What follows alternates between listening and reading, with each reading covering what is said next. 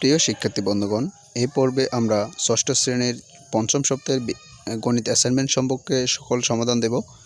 তো তার আগে বলে রাখি, ষষ্ঠ শ্রেণীর পঞ্চম সপ্তাহের সকল অ্যাসাইনমেন্ট এই ভিডিওর ডিসক্রিপশন বক্সে দেওয়া থাকবে, অথবা এই ভিডিও সম্পূর্ণ দেখলে এই ভিডিওর ডিসপ্লের উপর বেশি উঠবে সবার শেষে, সেখান থেকে দেখে নিতে পারবে।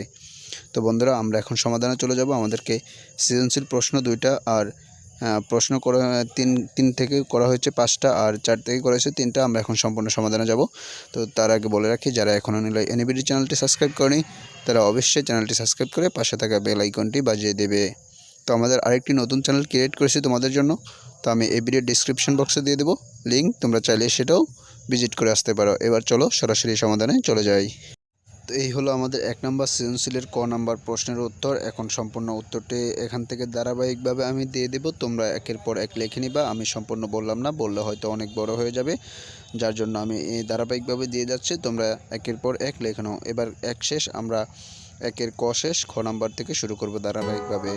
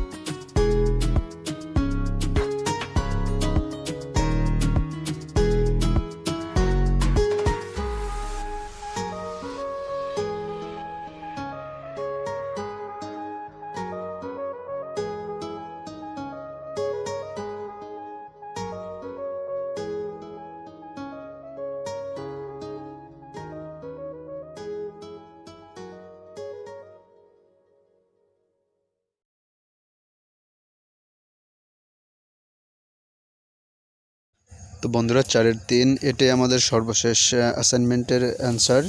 তো আমাদেরকে যে অ্যাসাইনমেন্টটি দেওয়া হয়েছে আমরা এখন কমপ্লিট করে ফেলছি। তো বন্ধুরা, আশা করি সকলে বুঝতে পেরেছো এবং নিয়মমাফিক করতেছো। তো সবাই চ্যানেলটি সাবস্ক্রাইব করে পাশে থাকবে পরবর্তী অ্যাসাইনমেন্টগুলো পেতে।